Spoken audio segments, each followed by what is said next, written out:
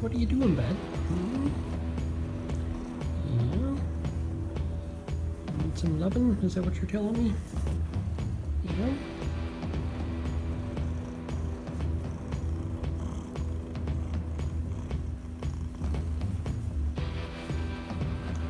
I'm a fuss budget. Yes, you are. You're a fuss budget.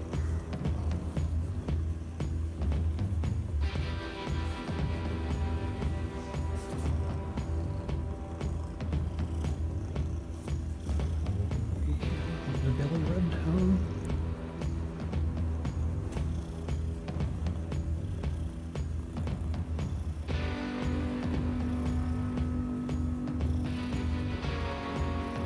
Does that feel good?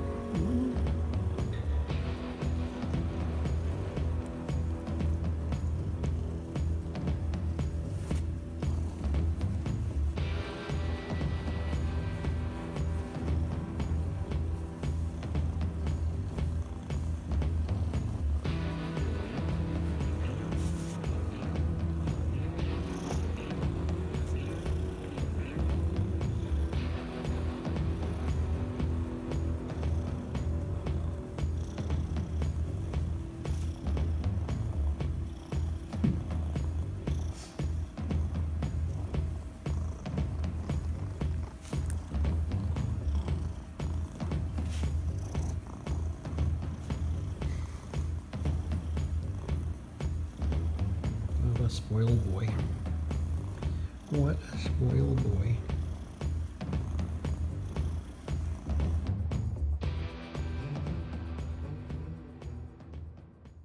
Well, hello everybody. How are you doing this week? It's Friday once again, and we're back here in front of my bookcase, which people seem to be fascinated by for some strange reason. And yes, they really are books. They're not just a big painting or something. So anyway, I have read quite a few of them. I can't say I've read all of them because some of them are reference works that you refer to when you need to. And I'm not a person to sit down and read a dictionary or a encyclopedia or something like that. So no, I haven't read every single one of them. I've read a lot of them and have used most of the reference works. I'm not going to say all because I couldn't swear to it on a stack of Bibles. Oh, here comes my buddy. Come here. Yep. Oh, come here. Come here then, Mr. Browen. There, say hi to everybody. Say hi, everybody. Hi, everybody. Anyway, let's get to our normal routine here. And so this week we have some shout-outs. And the first one is for a lady who I consider to be a sister. Sweet gal, and she has a channel called Sundry Girl. Hey, look, say hi. Hi. See my white patch? Yeah. Okay, there you go. So check out Sundry Girl. And she does vlogs and videos on different things. She spends part of her year living in a van, and so she talks about living the life living in a van with her dog, Javi. There we go, Javi. I get it right. Sorry, Jen, mispronounced his name. Anyway, so check out Jen's channel, Sundry Girl. The next one is Tis Dad. I've shouted out before Tis Lisa, so I just shouted at her again. And this is actually Lisa's dad, and goes by Tis Dad. And his channel is fairly new and young. I gotta get my beard straight here. Can't have my beard out of my... Here we go. Anyway, his channel is fairly new, so he's trying to build his subscribers. So I encourage you to go over and show Tis Dad some lovin'. And he does singing and has a beautiful, beautiful voice. So I really recommend you go and check him out. He and Lisa are both Irish, and being this coming Sunday is St. Patrick's Day, this is a good time to show him some love. Alrighty. Moving on, our third channel is Tri-Star Travelers. Again, vlogs and travel videos, and every Wednesday it's Where's Waldo Wednesday. Waldo is a truck driver, and so he travels all over the place and does videos about that, and they go up on Wednesday. So check those out. Tri-Star Travelers. All right, let's move on to our story of the week. Well, how many of you have heard of things like spoonerisms? Ever heard of a spoonerism? A spoonerism is where you accidentally change letters in a word and say something you don't mean to.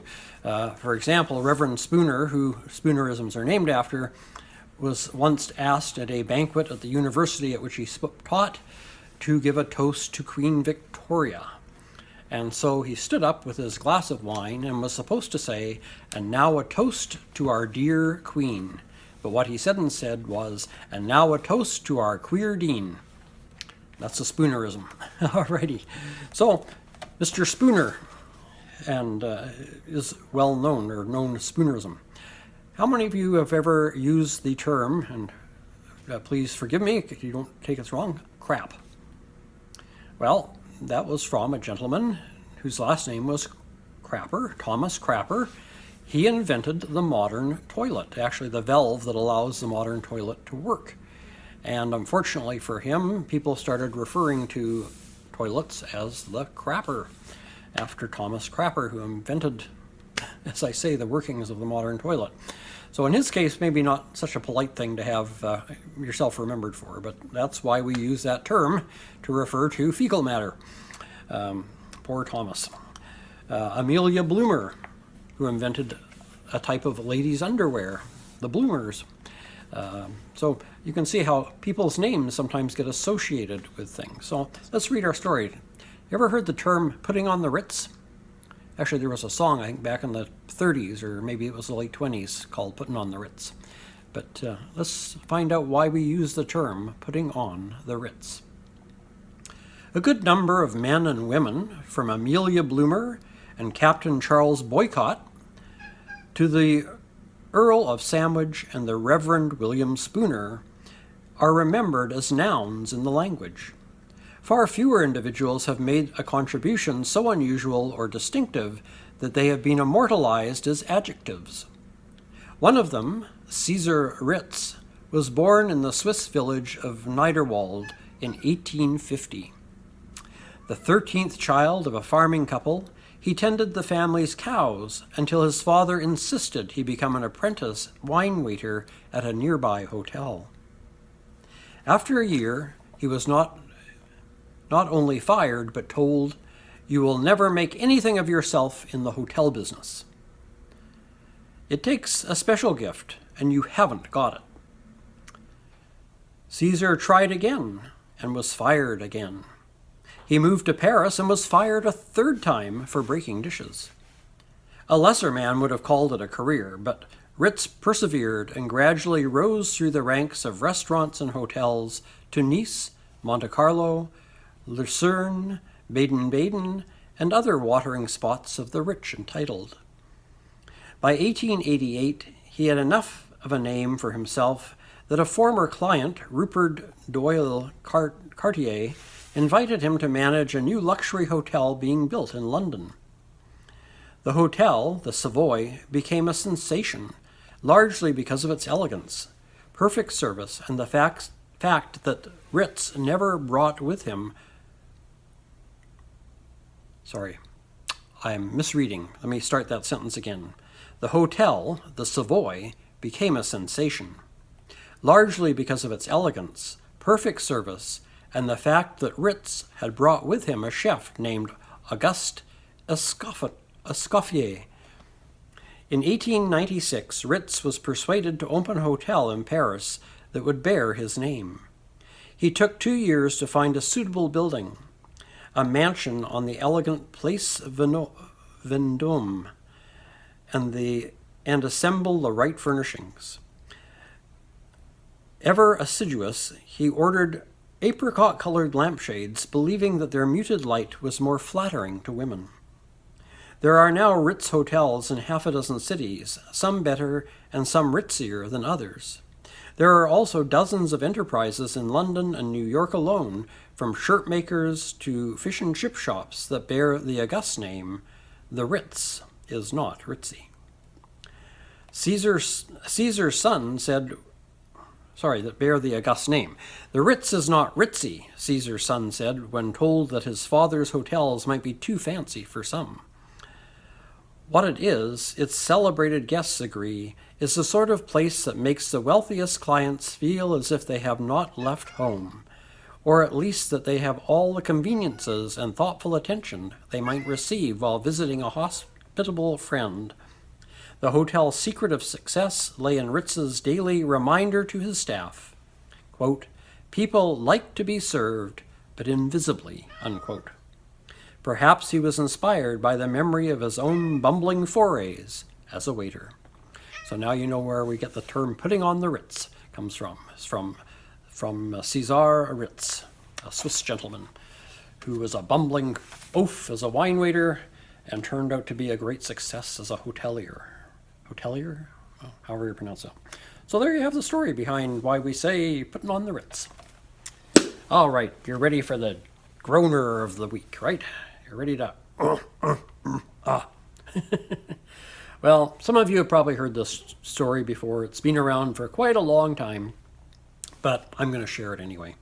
Small town, you can place it anywhere you want, but a small town where there's a synagogue and a couple of churches. And the two pastors and the rabbi have been at their churches in the small town for years and years and have become vast friends and do a lot of things together. Usually they meet at least once a week for coffee, if not more often. And in the right time of year, when the weather is conducive, the three like to go fishing together and had their favorite fishing hole. Well, finally the time came that one of the pastors, having reached the ripe old age of 68, decided it was time for him to hang up his pulpit and retire. And so he did so, and moved off out of the little town to be closer to his grown children who lived in another area. Well, of course, the church had to have a pastor, so they hired a new fellow, his second parish or congregation after graduating from seminary, and so not wet behind the ears, but still young and sort of, probably about 5 years into his career as a pastor.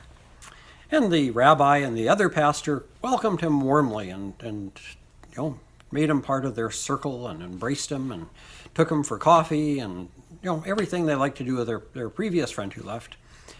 And then the time came, fishing season came around, and they invited him to go fishing. They asked, "Do you like to fish?" "Oh yeah, I love fishing." "Well, good, that's great. You come fishing with us." And so they take him along with them, and they get up to the lake, and the rabbi unloads the rowboat off the top of his van, and with the help of his buddies, he puts it in the water, and they get all their tackle and gear into it, and off they row. And they're not really all that far offshore, but they're out a ways, and they anchor the boat, and they start fishing.